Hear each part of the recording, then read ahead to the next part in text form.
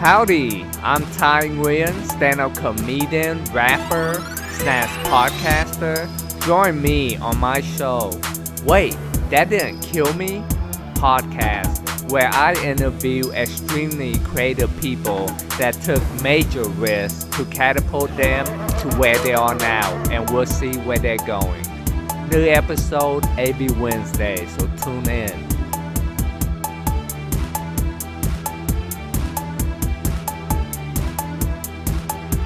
Welcome to the Wait, That Didn't Kill You podcast, where we interview creatives about taking risks that help them become who they are.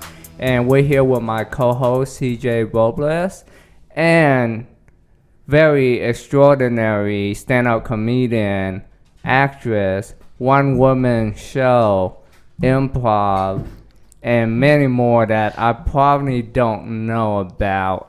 It's Yola Lu. And thank you so much for being on this podcast, Yola, because it's about creative taking risks. And when it comes to creativity risks, nobody take it more than you. Oh my God, I'm gonna cry. Stop. Yeah, you took the most risks out of anybody I knew.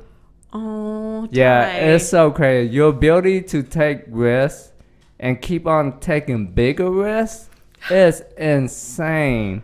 Thank you. Yeah, so tell me, where did you get your risk-taking skills from?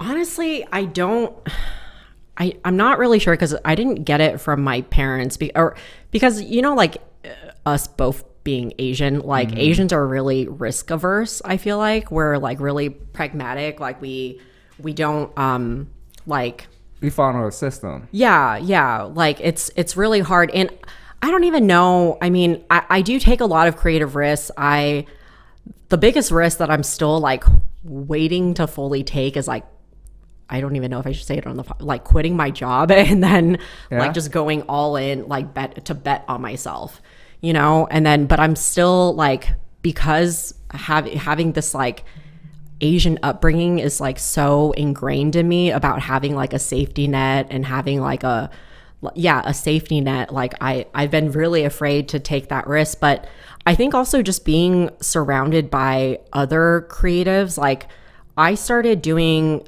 I don't know how long you've been doing stand-up for, but I've been doing stand-up for 13 years, starting in Seattle. And then it wasn't until I started Disoriented Comedy, which was the first like Asian American, mostly female comedy tour that was happening in America. We had like we've had Margaret Cho on the show. We've had Ali Wong. Wow. We've had like some of like the really big names and stuff like that. And that was like, I started that with Atsuko Okatsuka and Jenny Yang. And then so it kind of like got me to get to know them a lot better. And by seeing them take these huge risks and everything, it was just like really inspiring for me. And then so that's always been what I've been kind of like using as like my guiding light, like seeing how my friends have like taken huge risks to get to where they are. Like you know who they are, right? Like Jenny and Atsuko. Yes. So they're both like,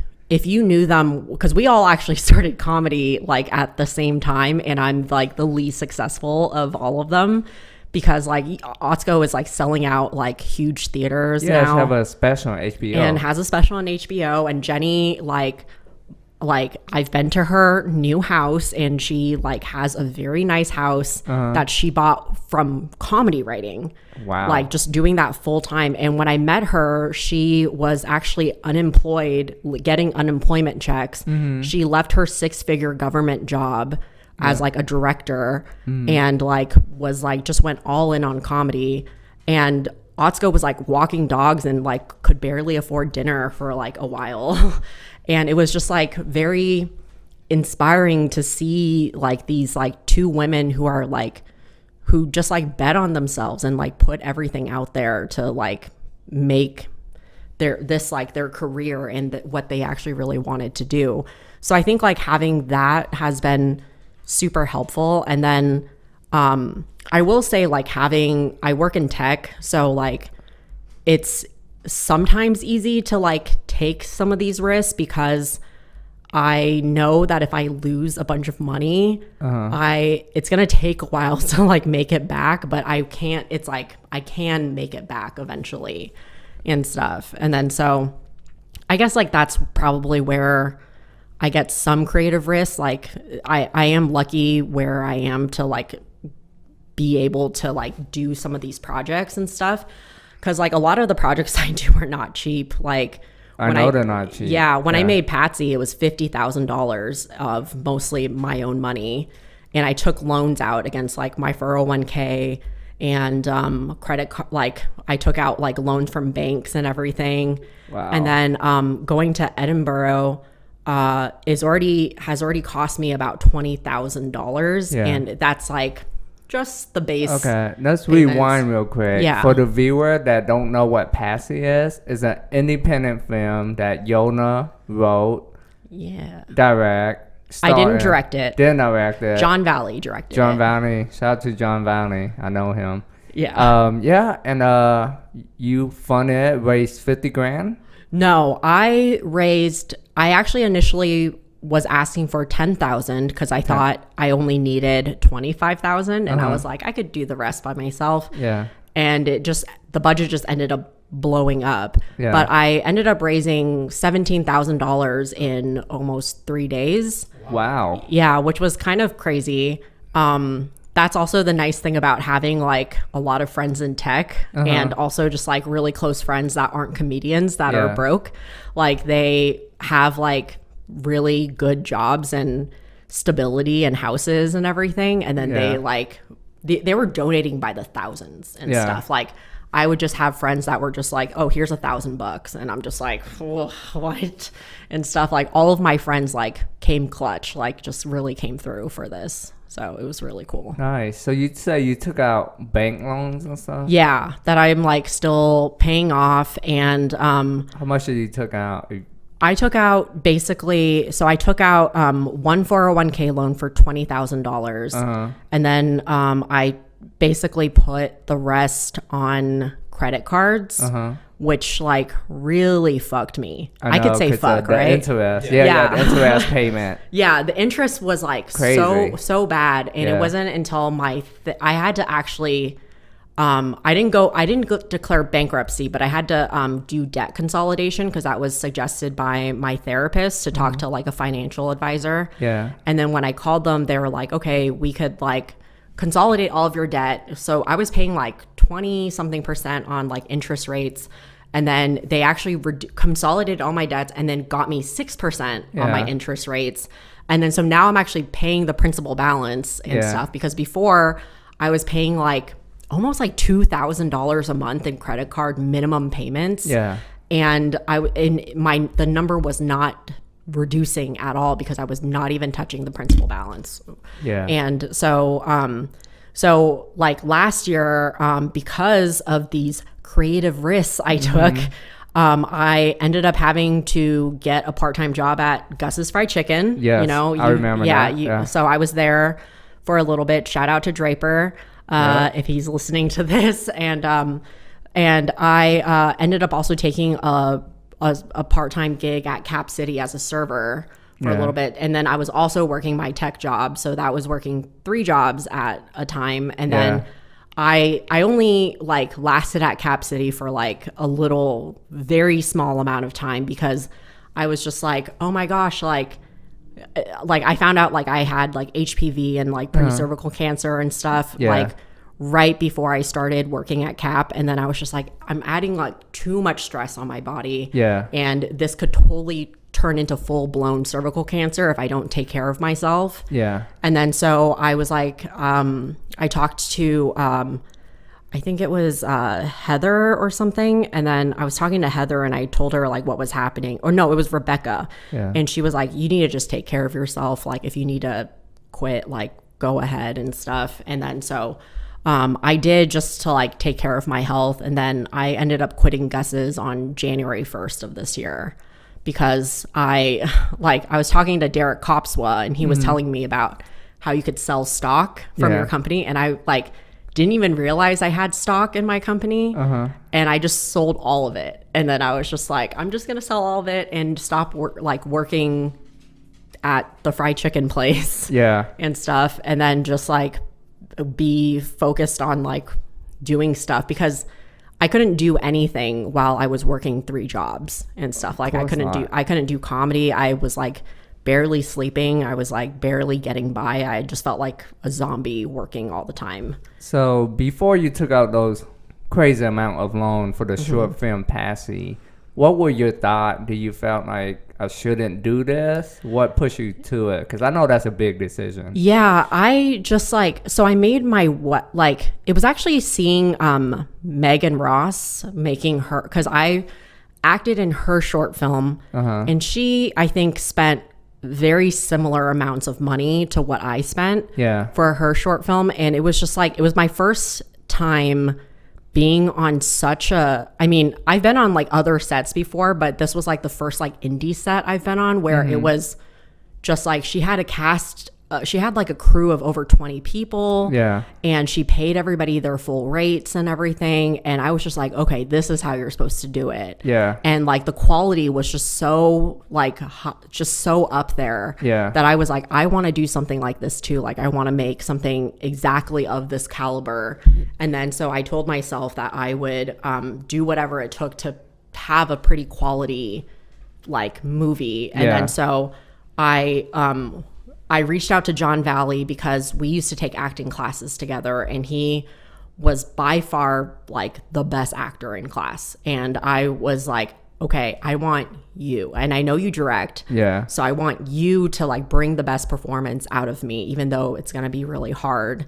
And then he ended up pulling a bunch of other crew members that he normally works with, but it's also like he was like pulling in like full-time filmmakers and stuff. And then so it was like just super expensive. Like I think like my DP, I paid like $8,000 and stuff. And it was just like, and some like my lighting, I paid like $4,000. And I was just like, what? Like this, because I didn't look at any of the numbers. Like I just trusted my producer. And then when I saw how much, when it came down after the shooting that I had to like pay for everything, because I was the one writing the checks and sending the Venmos, and I was like, we paid him this much? Like he was like, yeah, because it was also, we had to rent his equipment and all this stuff. And then so that made sense. But it was like, I forgot the initial question, but so do you feel like, you know, you got in debt because of this film, and you worked 3 jobs because of it? Yes.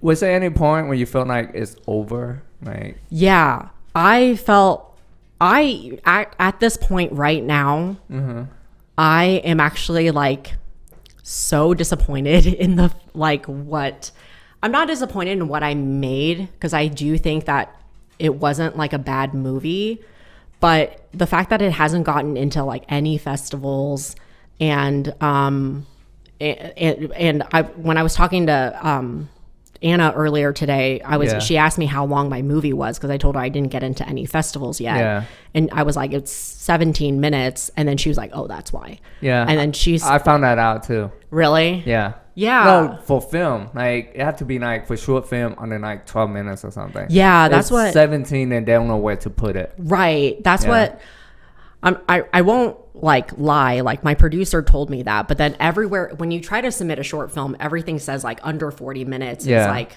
it's considered a short film. See, that's where I think on some end, those film festival, they want to make money, so they put under 40 minutes so they could get all the film under 40 minutes, but really they want under 12 minutes. Because I have a short film I was in recently. It's called Pushy. Pushy. Oh, yeah, not pussy. Not pussy. Yeah. Okay. Thank God I stopped myself from making a joke. I'm mature. That short film was like 22 minutes. Dang. And it was great, but they couldn't get it into festival because it was 22 minutes. So now they're making another film, but they're aiming for 10 minutes. Yeah. I'm after I come back from Edinburgh, I have another film that I want to make that I'm trying to keep between 8 to 10 minutes, and I'm trying to not go over $10,000 on it. And then so I'm like, fingers crossed that like I don't know if I have the capacity to like do it by the end of this year, because like it's like Edinburgh is like August, all of August, and then I'm just like, when I come back, it's like only a few days, and then I'm gonna like burn all of my PTO and stuff, like going to Scotland. And then so it's, I'm a little like, I feel a little regretful about spending so much money.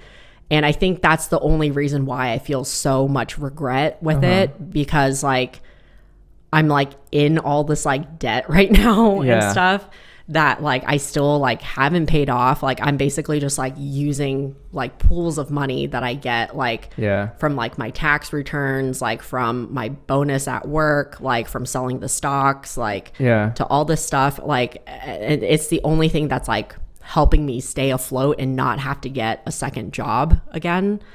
And so I'm just like, man, like I really didn't think this through at all when I was like taking out these loans, because like I won't like lie, like my tech job is like pretty decent, that like I was living very comfortably. Like I don't have a house, I don't have like kids or like anything, and I wasn't like trying to save for a house. So I was just like, oh, okay. So I just kind of buy whatever I want all the time. And then so I didn't realize that like me taking out these loans, like what it was going to mean with like the interest rates and with all these other things. And then so it was just like it was stupid of me. It was very, very, very stupid of me. And I'm just like, I'm still struggling with it now. And I've just been very grateful. Like I have kind of a sponsor that's like paying for me to go to Edinburgh and stuff. Like she's like paid so much money, and she just like, she's like the kindest person I know. She's like I didn't realize like how well off she was, but like literally I was like, I had like $45 in my bank account. I did not tell her or anybody. And then she like randomly was just like, hey, like check your bank account. I gave you a gift. And then I like looked, this was just a few days ago, and I like looked, and it was like $5,000. She was like, you don't have to pay me back. And I was like, what? Like, it's just like, it's been because of these like angels in my life that have like been able to like make me not have to work a second job again right now. So I'm like super grateful, because like I probably wouldn't have been able to like actually really go to Edinburgh and stuff without her like support and her help and stuff. So shout out to you, Deborah, if you're listening. Do you mind if I ask a question, Ty? Go ahead. So you're saying that you kind of regret it. Did you go to film school by any No. chance?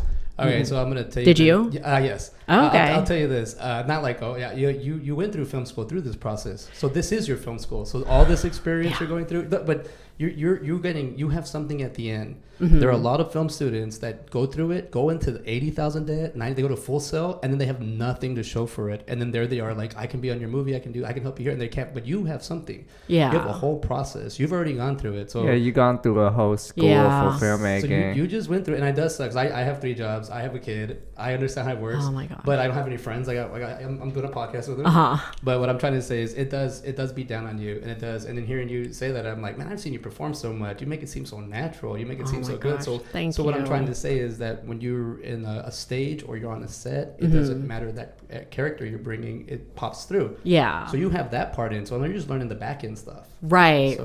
Yeah. Like it's just weird, because like when I did have the script initially for this, like everybody who read it like really seemed to like it, and they were like comparing it to Fleabag, and they were like everybody was saying that this was going to be my calling card, which I didn't really know what that meant.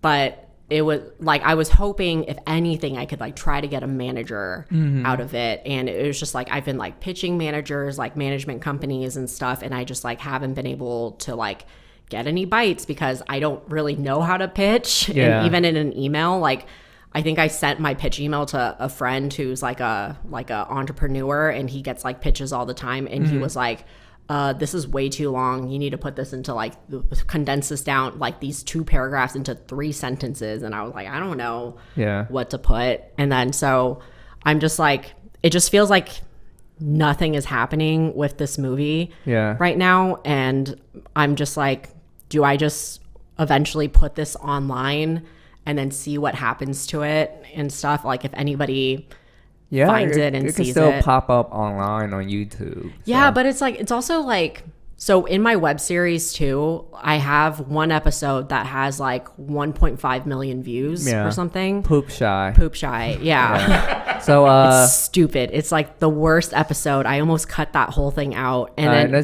let's just rewind a bit Yeah. so the viewers would know. Oh, yes. Yola, she shot a web series called Uncomfortable, Mm-hmm. and each episode have you dealing with a very uncomfortable situation. Yes. And it was how many videos in the series? 6. Out of 6 videos, there's one video called Poop Shy that got 1.5 million views.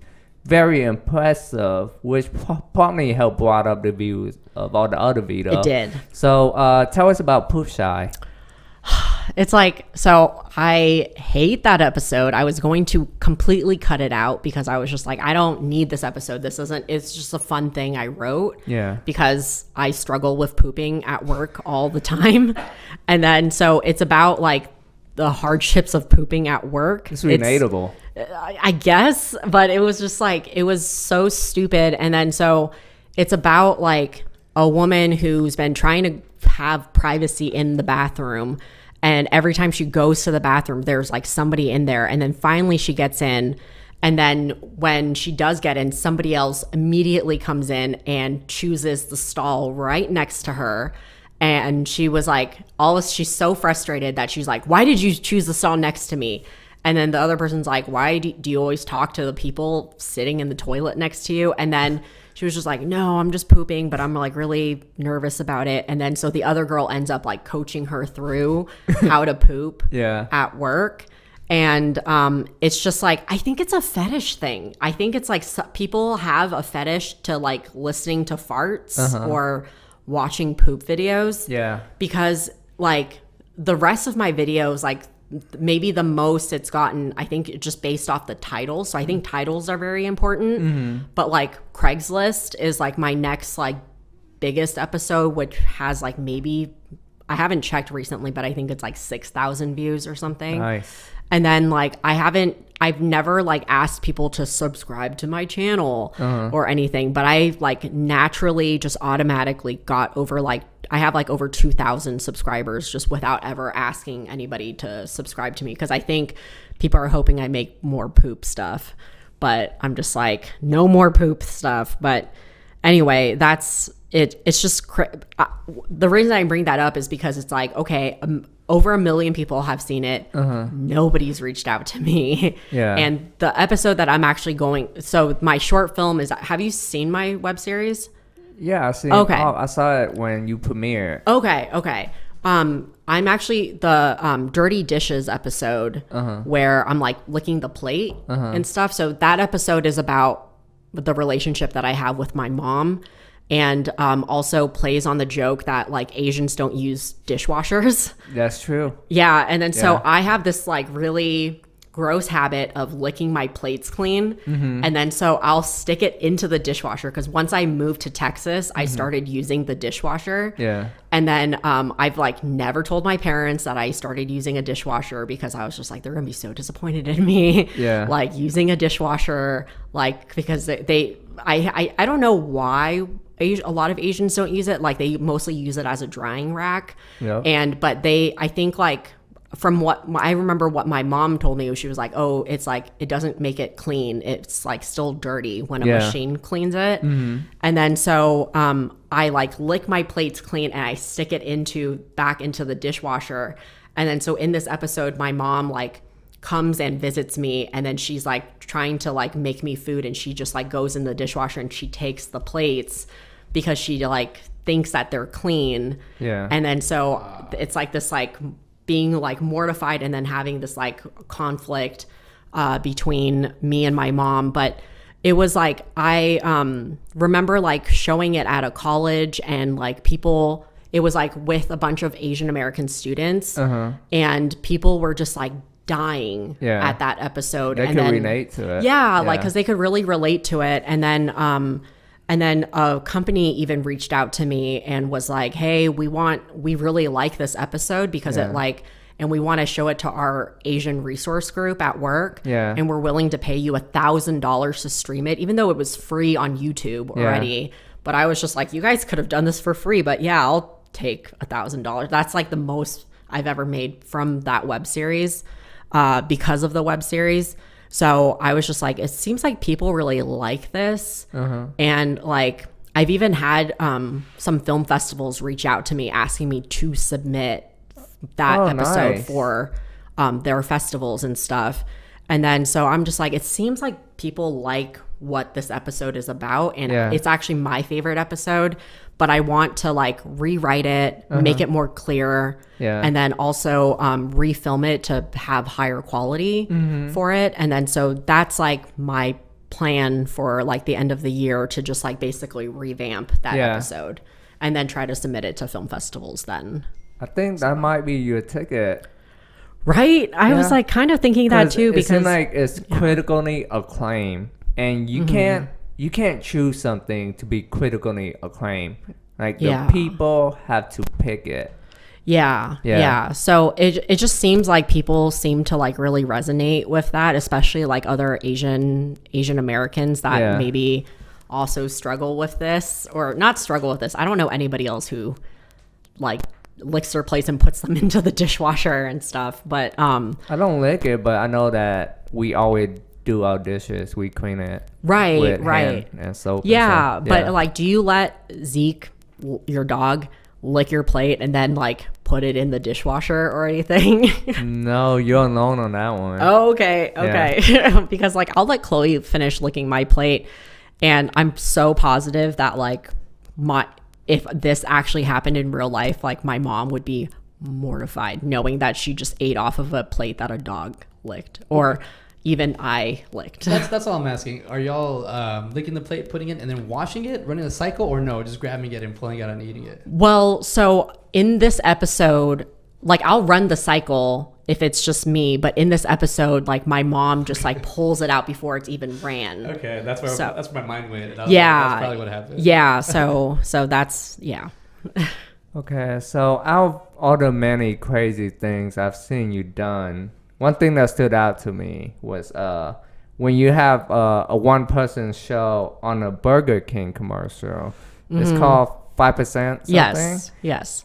And you just did it by yourself, and I saw it at Cold Town Theater. I didn't realize you saw that. And I was just blown away by how quick you put that together and how well it was. That's when I was like, whoa, she could do almost anything. Oh my god. And it seemed like such a silly concept. So how did that come about? So I think that came about when I wasn't on Adderall. So I felt like when I don't take stuff like Adderall, like I feel like my brain is more open, and it's just like I could think about things outside of the box a lot easier and stuff. But it was just like I was literally watching this, like it was kind of a PSA for a Burger King commercial, but they don't tell you it's a Burger King commercial till the end of it. But it's basically about a bunch of kids bullying another kid at a Burger King, and they had like a secret camera up, and then what they wanted to see was like how many people, like adults, would intervene and try to step in to protect this kid. And then in the meantime, people were in the back of a kitchen beating up a Whopper Jr. And then they wanted to see like how many people would speak up about the kid who's being bullied versus how many people would speak up about the bullied burger. And then it was only like, I can't remember the exact like percentage of like how many people stood up for the kid. It was like only, I think it was like 1 or 2 adults only. So it was like 13%. And then like 95% of people like complained about their burger. And then but the first thing that popped in my head was like, who are the 5% of people who didn't complain about their smashed up burger when they got served it? Like what kind of, and then it just started making me like think like, what kind of people are these people that would just eat a smashed up burger? So I started thinking like characters, like who they would be. And it was like, one person was like a former inmate that was like afraid to complain because they didn't want to go back to jail. Yeah. And then this other person was like a really rich person that like wanted to seem like really down to earth and stuff and didn't want to complain. And I don't remember the third character. I don't fully remember the third character because I'm like mixing up my solo shows now and stuff. But I think I had a scene where I had my dog eat out of my mouth, right? I did. Yeah. I do this thing where I baby bird, kind of like reverse baby bird my dog, where I will like chew up food and put it in my mouth, and then I'll lay down like flat horizontal on the floor, and then my dog will come and just eat out of my mouth as if it's a bowl. Yeah. And I like, for that show, I brought my dog to the theater. This was at Cold Town, the old Cold Town. Yeah. And had like just basically had somebody, it was my husband at the time, Griffin. Yeah. He had the dog, and then he just like released her, and she just ran to my mouth and just started eating out. And it was just like, you should have seen the reaction from everybody in the audience. Like, they just thought it was the most disgusting thing.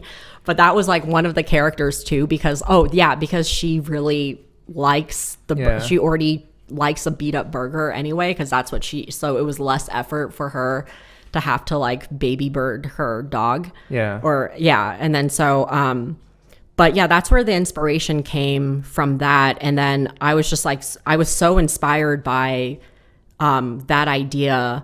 And everybody, like, because I play a little bit of the video and then or the whole commercial, and then at the end I'm just like, wait, what about the 5%? And everybody just like dies because it clicks in their head, like why this is called the 5% and why I wrote this show. And I think like I still remember there was like people that were like, I didn't want to come to your show, but I was kind of forced to, but I'm so glad I came. And stuff. And I was like, that's the best compliment I could get. It shocked the hell out of me. Really? Yeah.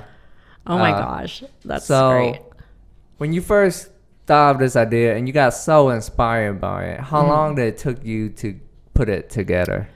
I think it took maybe 3 months. 3 months? Yeah. 3 months to get it together. I have a really good relationship with Cold Town, where I am kind of at a point where I could just be like, can I put on a show? And they just always let me put on a show. Yeah. And so I had Will Cleveland also be the director of my show. And then so that was like really helpful. And it just like happened super fast. When it did. And then because I was just like so because I was so inspired by it, I just like wrote it really fast. And it wasn't like my current show, Help My Vagina Is Trying to Kill Me, is 50 minutes long, and I think that the other solo show was only like 22 minutes. So it was way easier to do, and there was less, and it was like funny. So there was like also less like emotional like trauma tied to it. There was like a lot less work. Like, I'm literally with my Help My Vagina Is Trying to Kill Me show right now.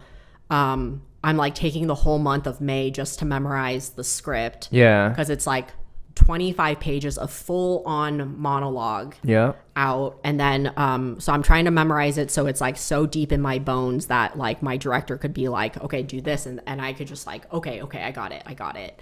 And then so I'm just like, so it was a fun experience, and it was like fast. Like, it was really fast to put together because it was a short show. Yeah, so before we get into your current project, My Vagina Is Trying to Kill Me, I also want to point out you shot a movie called The Night on 6, which I starred in, and it premiered at the Long Center, which is very prestigious because I don't know anybody that performed there. It's like using you performed there too. Yeah. Thanks to you. Because I was in the movie, so they had us do some stand-up comedy. Yeah. And that's when I got paid like $500 to do like 10 minutes. Ridiculous. That's still the most money I've ever made doing a 10-minute set. Like, crazy. Yeah, that's pretty crazy. Yeah, these arts grants are. I know. City grants pay really well. Yeah, city grants, and they pack that place out. It's the most Asian I've seen in one spot. I think it was one of their like biggest turnouts for. It was like over 200 people showed up for it, and I think there was like more than 200, like maybe close to 300. Yeah, it was a lot of people. Yeah, I was honestly shocked because like I'm not really a name in this town or anything. Like nobody. Like this was also like the first feature film that I did. Yeah. And then and it was like as like an actress too. And then so like I was just like, nobody really knows anything about me. And like, and I know they weren't coming for me. Yeah. But I was also like shocked that people were interested enough in the movie to like want to come out to it and stuff. So I'm confused real quick. When you played in a movie and then y'all did stand up? Yeah. So the movie, we didn't do stand up in the movie, but it was just like so they asked me, like Moet asked me like, who do you feel most comfortable working with? Because we want you to have like the most natural dialogue and everything. Yeah. And then so I said like Yolajlu Asian was like really, I was like, cause I'm very close to everybody in there. So that's why there was like Jisoo and Virgil in it, and then I mentioned your name also. Yeah. Because like we're one of the few Asian comedians in Austin. Yeah. And so I was just like, gotta have my buddy and stuff. And but yeah, we got paid it was just me and Ty doing like 10 minutes of stand up right before the movie. Yeah. Okay. Yeah. I've teched enough Yolajlu Asian. I've teched your shows a lot, and like you always get good turnout. Yeah, we've so I was one of the original co-founders of Yolajlu Asian. Started it in 2017 because of feeling like a lack of seeing like Asian focused comedy in Austin. And then so I wanted to create like a showcase. It started as a showcase during API Heritage Month, Asian Pacific Islander Heritage Month. And then because I felt like we have stuff like through the AARC, but it's usually like they have like dance and like karate and demonstrations and stuff like that, but there was like never any comedy. And then so I was just like talking to Kim Tran, who was like my other co-host, or not co-host, the other co-founder in an acting class, and I was like, it would be pretty cool to like create a showcase. And then so we were talking about it and we were like, we should do it. And then so we came up with the name like Yolajlu Asian. And the first time, did you perform on the first show or no? I don't think so. Okay. I might not have known you at that time. No, you don't know me at that. Okay. Maybe in 2017. Yeah. Because we totally would have had you at that point. But it was like we literally sold out tickets for that show within a day. Yeah. And then we kept like maybe less than 10 tickets for the door because people just wanted the tickets so bad. And there was like a line outside, like wrapped around the Fallout, like for people wanting to get like walk up tickets and stuff. And then like our Facebook event just like blew up. We didn't buy any ads or anything. I think people were just like so excited to see something like this that like I was like, all of a sudden, like me and Kim like barely invited anybody at the time. We just created the event, and then all of a sudden it was like 50 people like said they're attending, and then it was like 75, like 100, 200, over 300-400 people were like, I'm attending the event. And then we didn't invite a single person. It was just all organic, like search or something that they found it, like it showed up on their news feed, and then they clicked interested or attending and stuff. And then so I was just like, after seeing that, I was just like, oh my gosh, there's like a need for like Asian comedy in this town. And then for probably a solid year, we sold out every show at the Fallout. Yeah. And I think there was like, even during when it was like COVID, it was still a sold out show. Yeah. And there was only 4 of us that were not afraid to play and stuff. And then so we ended up having to ask like Hunter Duncan and like some other person to like sit in with. We had to find white people to sit in with us because like we just could not get any other Asian improvisers. And you got Hunter Duncan. That's gotta be fun. Like right. Yeah. It was super fun, but it was also just like, but I was like just shocked at like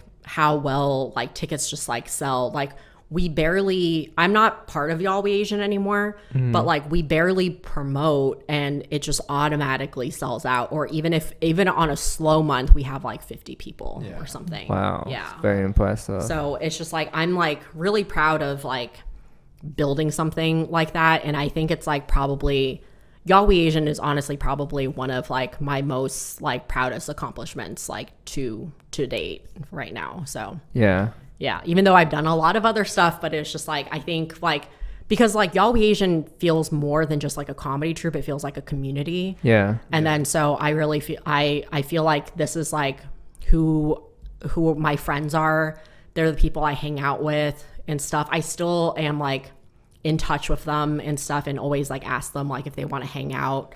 Like this Friday, me and Jisoo are gonna go support Norman at his like play and stuff. And it's just like we just like really have like each other's backs, I feel like. So it's like it's really nice. And even like at my Patsy premiere, the entire cast of Y'all We Asian showed up and I was just like, oh my gosh, like this is so thoughtful. And it just like really feels like being able to like create a community and of not just like people who like in the troupe, but for like people who come to the show on a monthly basis or like hang out with us after the shows and stuff like that. Like I always tell people that are like Asian people that are new to comedy, I'm just like, come to an Y'all We Asian show and then hang out. Like we go drinking after every show at Star Bar.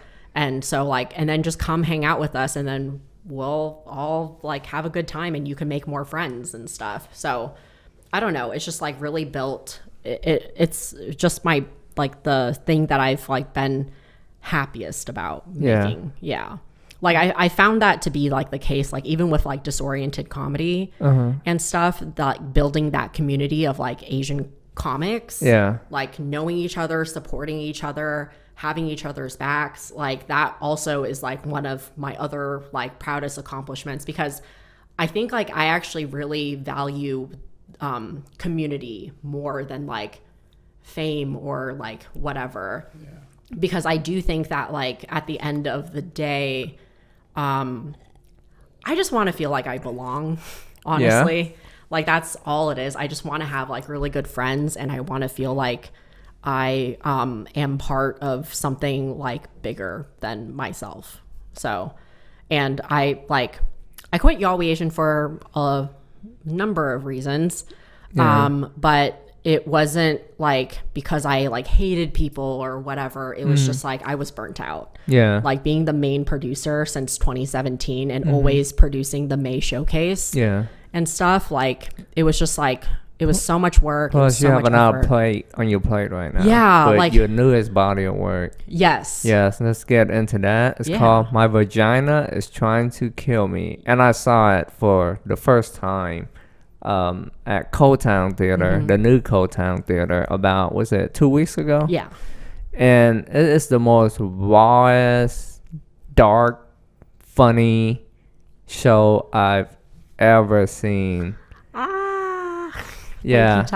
So with that type of performance, since you spoke so much about your personal life, and I know just reading the page, you have to revisit those moments. Do you feel like that take a toll on you? Like, how do you feel after the performance? I was emotionally exhausted after the performance. I think what's been so hard about memorizing these lines is because like the material is so sensitive and it's so traumatic in a way too. Very. That like, so for example, like my is it okay if I talk about my solo show more, like the topics? Okay, definitely. So like my solo show is broken up into 3 different acts, like 3 different parts. Like the first one is basically about my experience of getting diagnosed with genital herpes. And the second part is about my miscarriage that I had. And then and the third part is about the precancerous cells on my cervix. And you also talking about suicidal attempt. Suicide. And then so that was like really hard because I've been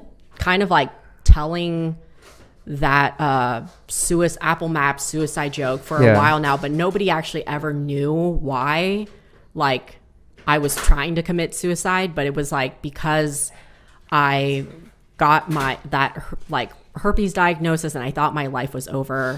And it was really interesting because I saw another comedian during the Comedy Central taping that was here in Austin, like I think 2 years ago. And I actually, like having herpes has been like a very shameful experience mostly.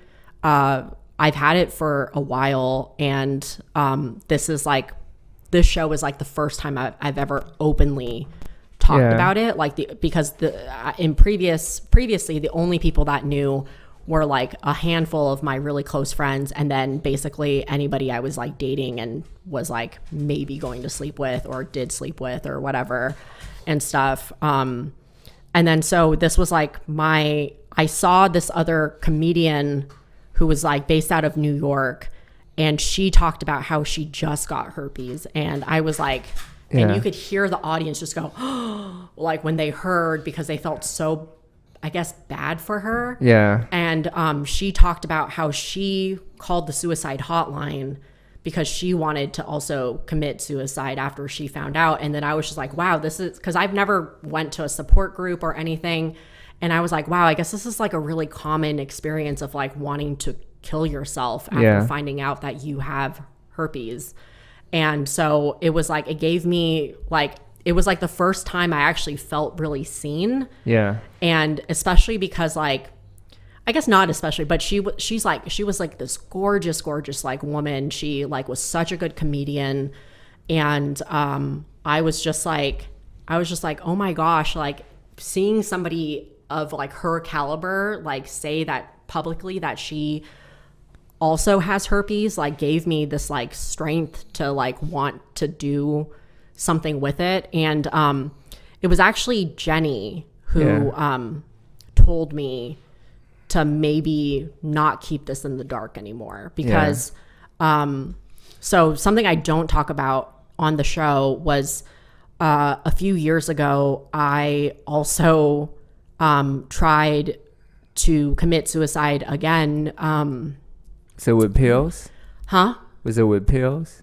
No. Okay. I was just like, I just had like so I was very upset because the guy that I was dating, he knew I had herpes and everything. And then he, there's a few people that I've dated that like will constantly get tested all the time. Like after, like literally any time after they sleep with me, they'll go get tested. And that's actually very, not advised, because like the more you get tested, the more chances that you have of possibly getting a false positive. And then so he was getting tested so much, and he ended up having a false positive.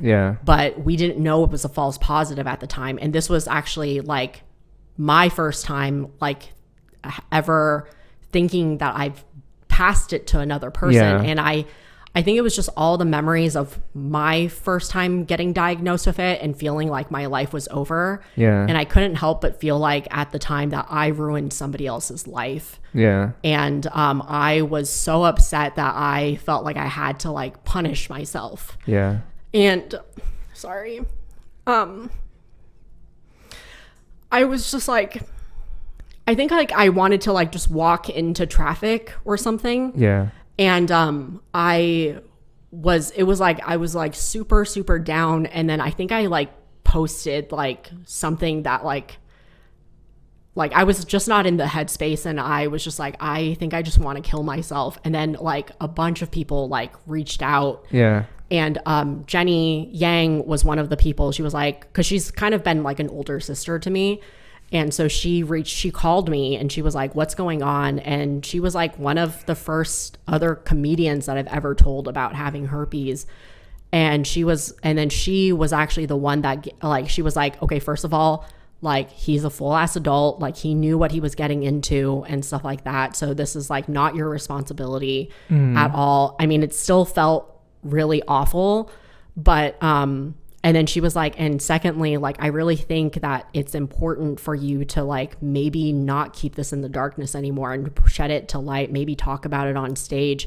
And then at that time I was just kind of like, fuck no, you don't have herpes, like you don't know what it's like. Yeah, that's a big risk. Like that's a big creative risk. It's a huge creative risk. Like that's like I wasn't even sure if I really wanted to talk about it on the podcast today, because like it's still something that like is like hard to sometimes like come to terms with and stuff, with like coming to terms with like the shame around it. And then like, so it wasn't, but it was always like in the back of my head, like thinking like maybe I should like talk about this and stuff, because if watching that other comedian helped me so much and gave me like this levity that I didn't know that I needed, then maybe me telling this story is going to help somebody else that's like struggling with like a new diagnosis, or just like having a really hard time dating and stuff, and thinking it's like because of the herpes and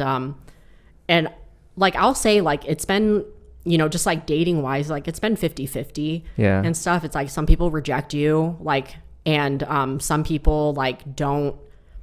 Some people are just like fully cool with it because they like me so much. And then so it, you know, really weeds out like people who just like really want to like a quickie with you or something, or don't see something with you. But like, you know, and then I have had like maybe a very, very small handful. Like, I think like I was very nervous about like saying this show, because like there's like a very small handful of people that I have like slept with that I felt really pressured into sleeping with them. And I like didn't tell them and stuff. Like we always used protection, and I am pretty positive they didn't get anything from me. Otherwise, I'm sure somebody would have called me very angry and stuff. But like, I think I was like just like nervous about that, because I was kind of like, there's some people I didn't like disclose to, and now I'm just like, are they going to be really mad when they find out about this? And then, but I was also just like, dude, like you made me so uncomfortable and stuff that I felt like I like just had to like sleep with you so we would stop like bugging me about it. And like I remember like I like slept with this other comic at the time, and then I like really didn't want to sleep with him, and then I even was like, I'm married, dude, and stuff. And oh, that's another thing. Like I'm married, and then he was like, well, your husband's a loser and stuff like that. Like he was just like so aggressive towards me, and I just like felt so like guilty about like, it's like, I just felt so bad. And then I just ended up like sleeping with him anyway, even though I really didn't want to. And that ultimately, there was like a lot of reasons why my marriage like ended, but it was also like that because I did that, and that guilt and that feeling that was like sitting with me. I feel like you kind of transmute some of that into Patsy. Your trouble saying no. Yeah, that's like a really big thing, is like I have like a really, really hard time saying no to people. And then especially like when people are really, really aggressive and trying to like sleep with me and stuff. And like something I did start doing recently is like, if somebody is like really aggressive with trying to sleep with me, I'm just like, I have herpes. And then like half the time they are like, oh, and then I'm just like, oh, thank God. And then, but other times like they still like are so pushy about it and everything. And then, but I didn't realize that I was like using that as like a protective mechanism until my therapist was like telling me, she was like, because there was this one guy that I was seeing that was like, we didn't even go on a date yet, and he was like, I can't wait for you to move in with me and like do all this stuff. I didn't even know him. He was just like blowing up my phone. And then like he, the first thing he did when I went on a date with him, like he just like kissed me when we just like met, like, and I was just like, oh, this is a lot. Yeah. And then like we were gonna get a nightcap, which I should have also said no to because I knew probably what was gonna happen. And then like the minute I went into his house, like he put his hands like down my pants and then started like trying to touch me and everything. And then I was just like, please stop. Like, I need to tell you something. Like I have herpes. And then he like immediately did a full 180 and was just like, didn't want to talk to me anymore. Like wasn't interested. And then, even though like I really didn't want to sleep with him and I was not interested in him, like for some reason that hurt so bad. Like it was like so painful to be rejected like that still. And then like I was telling my therapist about it and she was like, do you think you were trying to protect yourself? And I was just like, oh, maybe. And so I've been like starting to like tell comics and stuff, like especially like other female comics, like, hey, like, because they'll ask me like what my show's about and I'll just be like, oh, it's about like this, and then I like mentioned the herpes and like everybody's been like really supportive about it so far. So that's a phrase that I heard that says you make art to help heal like the younger version of yourself. So I feel like with your play, My Vagina is Trying to Kill Me, there's a huge healing aspect of it. Yes. For women or people with herpes. Yeah. So I think it's gonna like really help out people that watch it or help them talk to their friends and family that has it, that kind of like been in the dark. Right. Yeah. Right. It's like, and it's not helpful when like the reason why it took so long for me to like publicly go out about it, like even just like recently, like not joking, when I did slide in the DMs, there was like another comic there and then he was like, oh, it's not like I, you know, like have herpes or anything, as like an example. And then I was just like, I almost was like, oh, why? I have it. And then, but I like it just hit out. you personally. Yeah. And I was just like, oh, it's still the punchline of a thing. It's still something that people feel like is like this like death sentence. Yeah. And stuff. And then like even people that I think are like really woke or like liberal and stuff like that, like sometimes like they'll be like talking about like they're like, you know, they're gay too, and like and then they'll be like, oh my gosh, like I would never like be like live with myself if I had herpes. Like this, like somebody said this to me like a year ago and it's still been like resonating with me, that is like somebody like thinks that this is like so like such a death sentence to like get.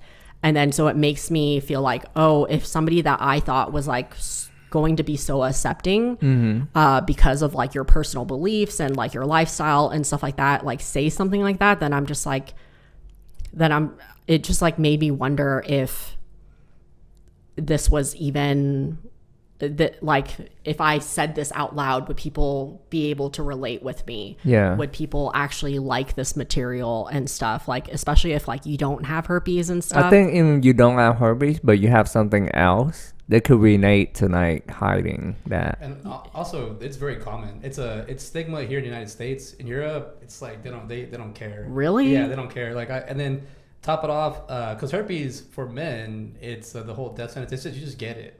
And then women, it can connect to the cervix, right? That whole part. But herpes is like what a lot of comedians always say. It's like luggage. It goes with you. I've dated somebody who had herpes, and I was like, all I was like, oh man, we have to use a condom. And even at that, you're not getting it. Like you don't get it all. You might not get it. You might not. To get an STD is actually hard. Right. It's really hard. So for you to be open about it, and then for somebody to say something like, oh, it's like herpes, and you look at the other person and you're like, well, you have to get laid to get it. I don't think right. It's kind of I always look at the other person and what they say, but definitely what do you call it, if you do a search, like literally 1 in 3 people has herpes, and they don't. I mean, that's the case right here.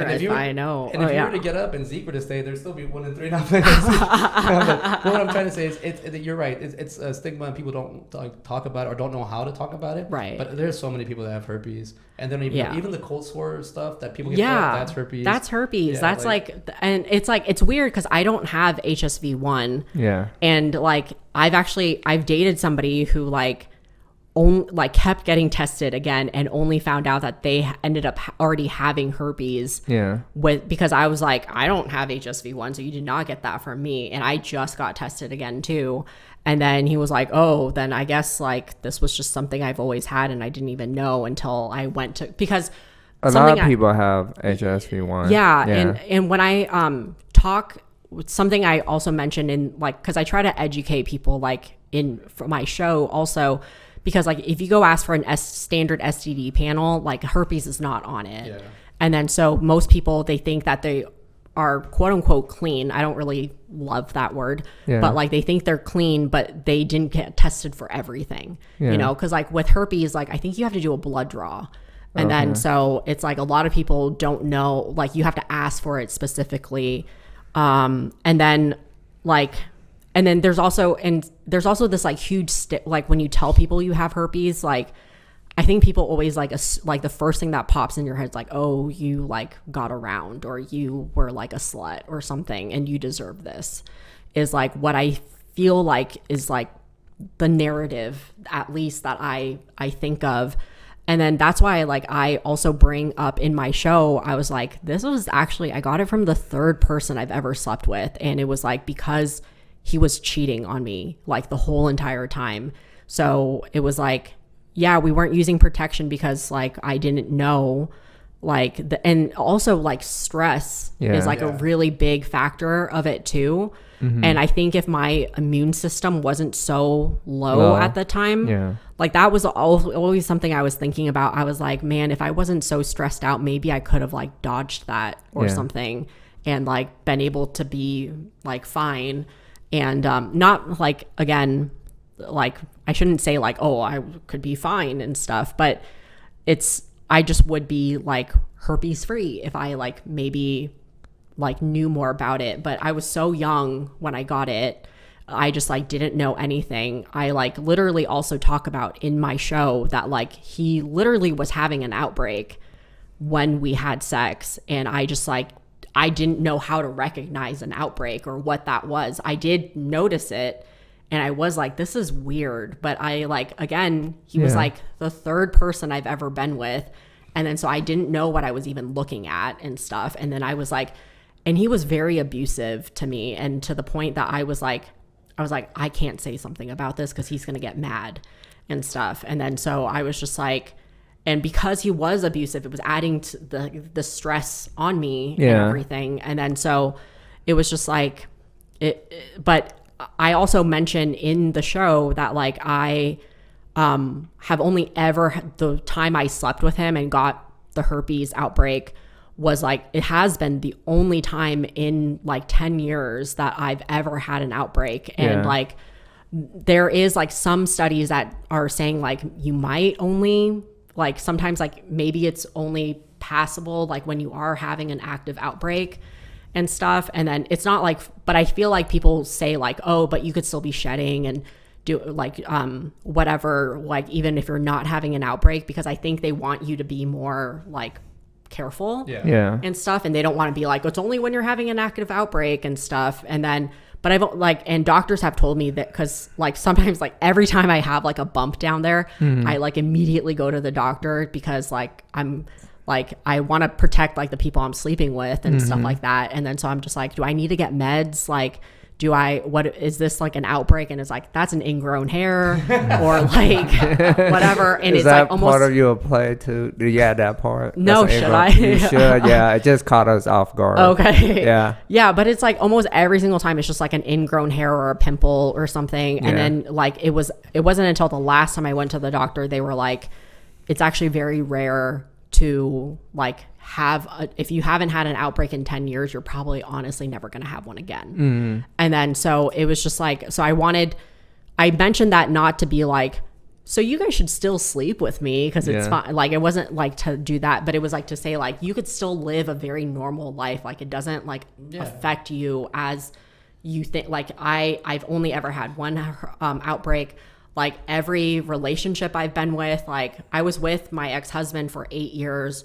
We never used protection. He never got it from me. Like, and he like got tested after we broke up and everything. And it was just like, and so like I've never like, and all my other relationships and stuff like that, like we like don't always use condoms and stuff, and they are the ones that choose that and stuff, but it's like I've never passed it to them. So I think it is, like you said, it is kind of hard sometimes to like get it.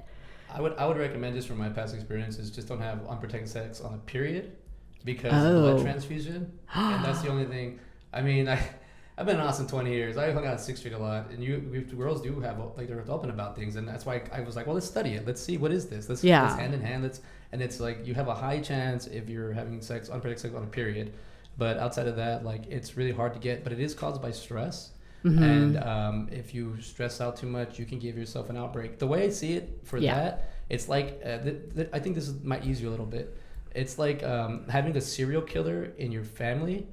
You know what I'm saying? Like, it's like I might not be. I'm not a serial killer. My family member is, but you know, I might have an outbreak here and there. Might not. That's a horrible example, by the way. But what I'm trying to say is, someone down your line could be like doing something bad. Yeah. And it's because it's in your blood doesn't mean it's gonna come out on you. Right. That's what I'm trying to say. Like, it's not. Yeah. So a lot of this stuff that we perceive, and it's also cool that you actually called it my vagina's killing me. Because now that you told me this story, it gives it even way more backing.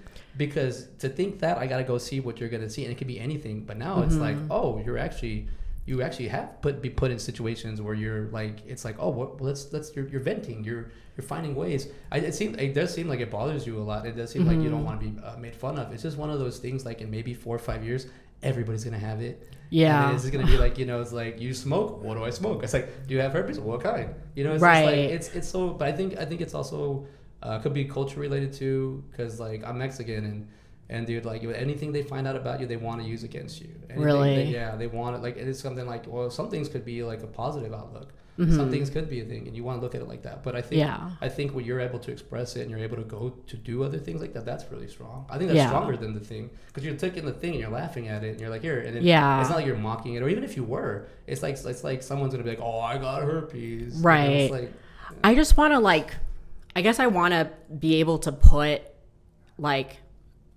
it was so helpful, like, seeing this like gorgeous woman say that she has herpes and stuff. Yeah. Because it was like helpful to like humanize it. Yeah. You know? And that's then a good word for it. Yeah. Humanize. And then so sometimes like I'm just like, I found out like really recently that like a good friend of mine also like has herpes, and we just never talked about it. Yeah. And I was like, is this why my friends have been trying to set us up for a while? Because they knew and I did not know and stuff, and I was just like, that's actually funny.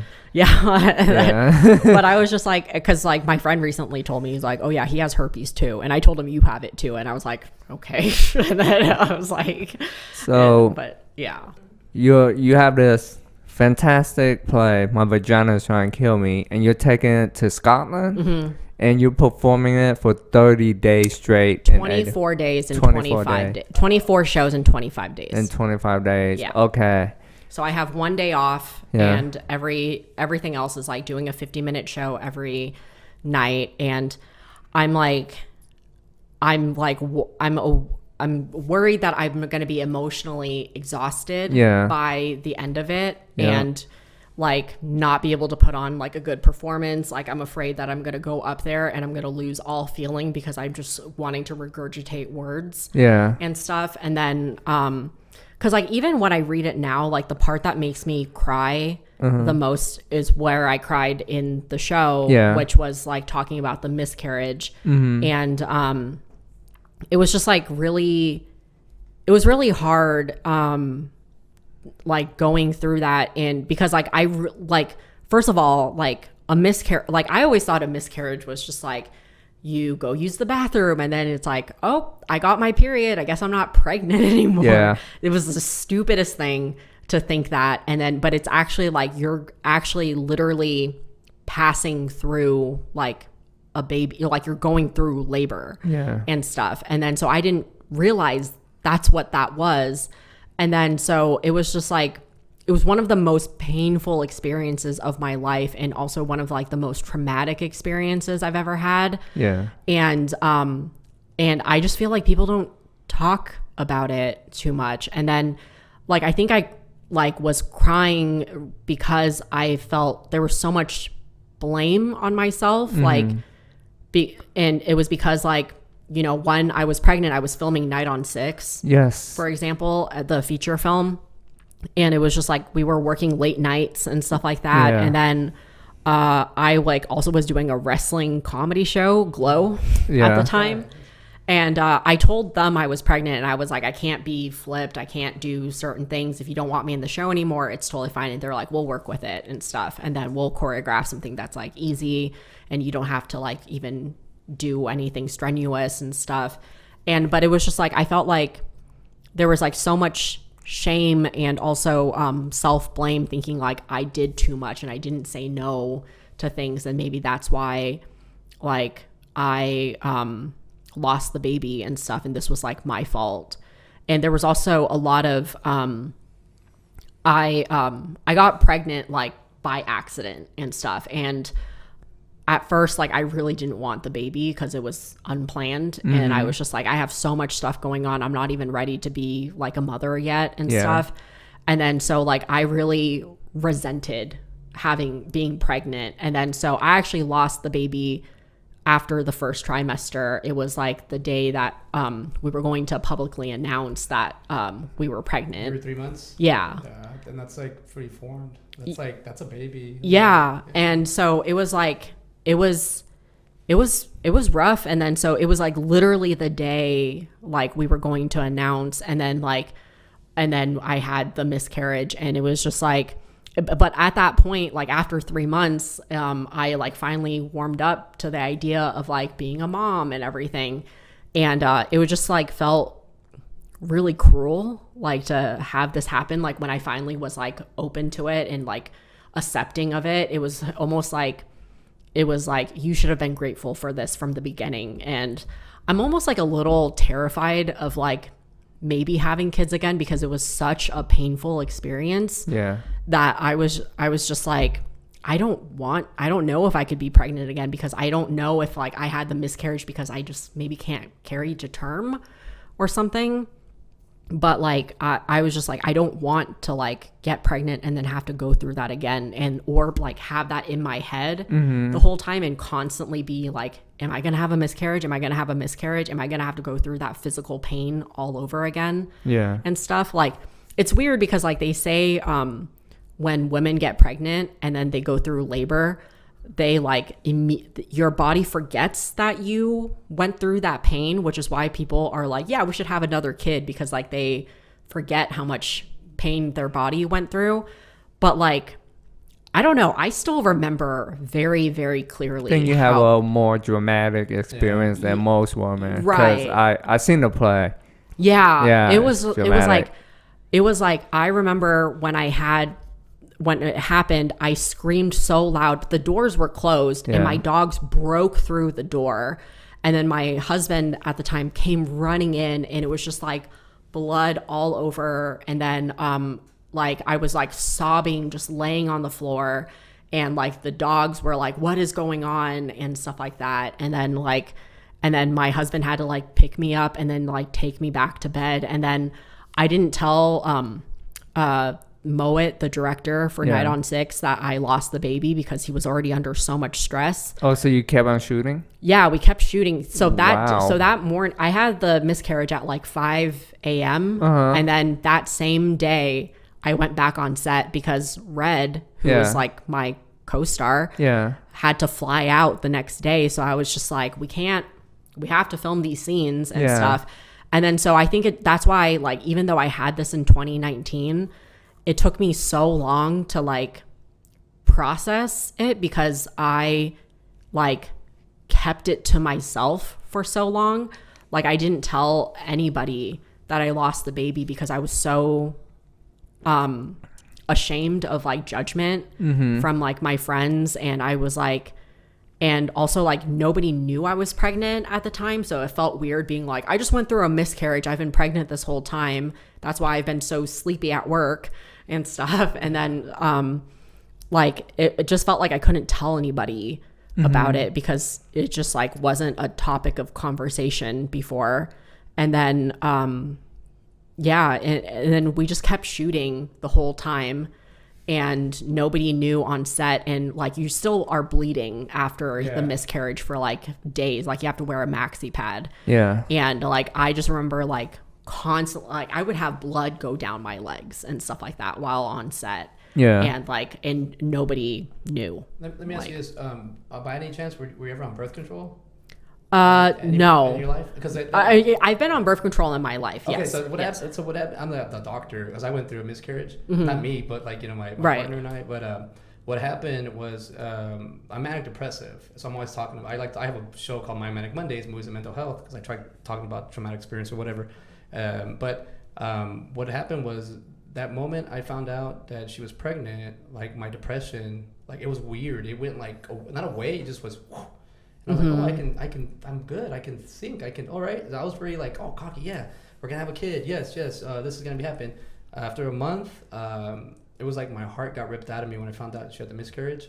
It was all that, like, it just rips it out of you. Now, this is a man, like, I'm physical. Like, I actually had to see, God, that's a lot. Right. So there's also trauma, you're right, in there. And the miscarriage really does, like, don't beat yourself up about that on the sense that you didn't feel like want to be a mother, in the sense that, like, you don't know. You don't know right. your body. You don't know what's going on. So what happened was when the second time we got pregnant, which was literally like a year later, I was just like, we're not talking about it. It's not a him, it's not a her, it's not a it, it's just a baby. And I go, until I get the baby in my hands and it's breathing, I'm not counting it. Yeah. And I was like that the whole time, like, then we knew you could tell we were pregnant, but we didn't know the sex or anything. But to have that thing to go through, and like that door open, like, hey, there's happiness, and just slam and be like, oh, sorry, never again. That's really hard. For you to, I want to see this play, because if you put it in the play, you can only imagine how deep it goes. Yeah, because that's your experience. So you do have a lot of material. You do have a lot of things, as we're talking through this conversation, and I see how that performer can come out a lot. Yeah. I mean, we like found out the sex of the baby too, and everything. Like I talk about it in one of my jokes and stuff. Yeah, because it's like, even after I lost the baby, this is like a true story. Like my doctor was like, do you still want to know the sex of the baby? Like, even though you lost the baby? Yeah, that's like asking, do you want to feel more guilt? Right, yeah. Exactly. And then I was just like, I kind of like didn't want to know, because like, so I don't know if you know, but like the name Patsy for the movie was the name that we wanted to give the baby. Wow, I did not know that. Yeah. That's a crazy Easter egg. Yeah, so it was like, so that's why it was, like, it was just like a name. It almost felt like a little tribute to the. But was your name Patsy in that film? Yeah. Yeah. Okay, that makes sense. So it was like, when I was like writing it, it kind of almost felt like, hey, this is the life that you never got to live and stuff. Oh yeah. In a way, Patsy grew up to be you. Well, not necessarily me, but it was just like this character and stuff. Like, just like, hey, like I couldn't actually bring you to life or whatever, but like hopefully like you could maybe live on through this show. Yeah. And then so I actually have like a Patsy tattoo. People don't like, what is that? A Patsy tattoo, like right here and stuff. And then so it was just like, but it was because like that's what we like wanted to name the baby Patsy. Like yeah. So because we already had a name picked out and everything, and it was just like, and it was like, it does do a number on you, because like, so my ex-husband like ended up having a baby. Like he really wanted to be a dad. Yeah. But he didn't tell anybody about the pregnancy until maybe 2 weeks before she was like due, because he was so like on like what you were saying, just like he didn't want to ruin it. Yeah. He didn't want like. And then I think it made it even harder, because like my husband and I, like we didn't talk, like he spiraled into like this deep depression afterwards. He like quit drinking, and then he started drinking again. And like he stopped like working out and stuff like that. And he was just like getting high, getting drunk on the couch every night. and we didn't like talk about it. And then I never brought it up to him. And so we like never talked about like our sadness together. And that went on for like a year. And then so that's why it took so long to like process. And I would find myself sometimes like just driving and I would just like start bawling out of nowhere because it would just like hit me really hard. And then and it was just like, until I didn't even like bring this up in therapy and stuff for the longest time because I just didn't want to talk about it. And so I think that's why it's been like really hard. And then also kind of like knowing that my ex-husband like has moved on and has a baby now and stuff. Also, like, it doesn't like make me jealous. Like, I am actually truly happy for him because his dream has always to be a dad.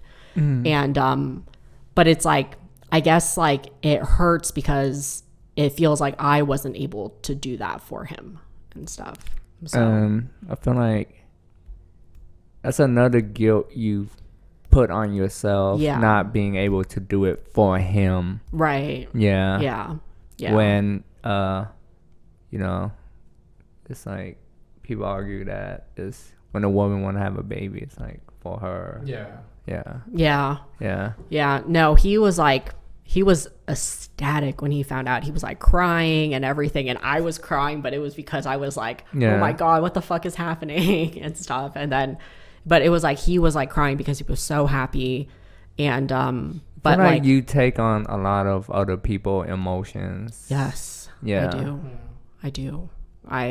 It's my toxic trait. I don't know if that's like what it is, but yeah.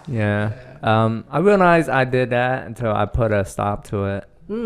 I stopped feeling guilty for people and I would tell them straight up. So it took me a while to discover that pattern that I was taking in people's worries and stuff. I didn't know that. How did you discover that was like a pattern? Did you like find that out in therapy, or is it just like a lot of like mushrooms I just realized and self-reflection? that maybe mushroom, but I just realized, why is somebody telling me this stuff they worry about? Why am I just keep on thinking about it? It's not my problem. I'm taking on other people's energy, and I didn't know that was a thing. So now I kind of don't, like, I stop myself, like, that's not my problem. I found out when I was 21, I was hanging out with a lot of people that were like energy drainers. And then I just was like, I love being around They just dump their stuff on you. And if you don't, like, they don't know it, and you're thinking, in your mind, you're subconsciously thinking you're a good person by taking it in, but you're not. So now I could listen to it and not be drained by it because I'm like, okay, that's their own stuff. Right. Yeah. No, it definitely does. Like I said, 21, I was just kind of like, I hate the fact that when I'm not around you, I feel better. And then I stopped hanging out with them, and I was like, I just recently did this last year, or like 2 years ago. I had to start cutting family members off. I was like, y'all are just too toxic or too so then that was hard for me. But once I did it, I was like a month later, like, God, I feel so much better. Oh my gosh. Yeah, like, it does. That's hard, cutting off family. Yeah, especially with the core. I had like I was like, I'm this far. Like the circle was this before. Now I'm all the way here, and you're still like this. You're still putting me down. You're still doing drugs. You're still doing that, like stuff that I can't do, that I choose not to do. Yeah. To each their own. But I can't be around you with that. I can't have that. I have a kid now. I'm going this way, and you're going that way. And at the same time, you're flipping me off and spitting at me and throwing stuff at me. Like, I'm done. Like, go have fun with that. Wow. So it does. But I think you have to have that awareness. But I think that's really was. There's also someone I was in love with too, and I was like, I love being around you. I love spending time with you. But it was just like, just draining me. And then we didn't hang out for like a week or two, and I was like, why do I feel so much better? And then I really started being like, started pushing her away, pushing with her. It was like friends too. And then I just started feeling better, and I was like, oh, this sucks. I'm going to have to learn isolation, which I did. But, it's, I think I'm older, so it's okay. But at a younger age, it sucks when you don't really have anyone to turn to. So you got to figure it out. But we have 7 minutes. So, all right. Let's wrap this up. Yes. Okay. So you're going to Edinburgh. Where can the people find you on social media? Yeah, so they could, so my personal Instagram is just yolajlu. And then I actually just created a Instagram for the Vagina show. Somebody once called it like, the Vagina monologues, and I was like, oh my God, that would have been such a good name if it wasn't already taken. Yeah. But I was like, oh my God, that's an amazing name. But no, I have a new Instagram handle for the show called Help My Vagina is Trying to Kill Me, all one word, no spaces. And I'm going to post like information about the show and also about my travels to Edinburgh and like the day to day. And I'm going to be honestly really real about it. Ooh, it'd be cool. Like, you could vlog the whole experience, Yeah, like every day, like yeah. you talk to camera before you do it and afterward. Yeah. And I want to like give I also just like started a Substack, which is like a newsletter, kind of like a newsletter type of thing. And then because I wanted to talk about like my experiences through that. So because like I didn't find a lot of stuff about like people's experiences going to Edinburgh, because I like when I was looking for it online, like it wasn't when I was like until I was like talking to Anna and she was like, yeah, people like break down like at this festival. And I was just, that was the first time I heard that. And then so I was just like, oh my gosh. And then so I'm like mentally trying to prepare for that, but I want to show like the good, the bad, the ugly, all on that Instagram and stuff. Show the promotion process. Yes. You're gonna door to door. Yes, exactly. And then so I'm gonna like start posting that, and it was recommended by my publicist to create a separate handle for the show. So I ended up doing that. So you can find me there, and then I'm also gonna do a run of preview shows in July at Cold Town, starting on the I think it's either the 11th or 13th, whatever the Saturday is, but it's going to be for 3 Saturdays in July, starting the 2nd Saturday. So that's where they could catch it if they want to see the show before I take it to Scotland. It's going to be fully blocked and everything by then. And then my goal with the show is I'm actually taping the live performance. I'm hiring somebody to take a professional video of it on the 27th of July. So if people want to come out, that's the one to come to, so I can have a full house for it. And I'm hoping to actually submit it to a bunch of theaters throughout the US and trying to tour the show. And also do like stand up and then tour the show. And then also just invite like agents and media and stuff from all the cities and stuff to come to the show and make it I don't know, something that people like that hopefully maybe could help people. So it's definitely gonna help people, so check out for that play, My Vagina is Trying to Kill Me. And thank you for tuning in to this episode of Wait, That Didn't Kill Me. I love that title. Thank you. That's it.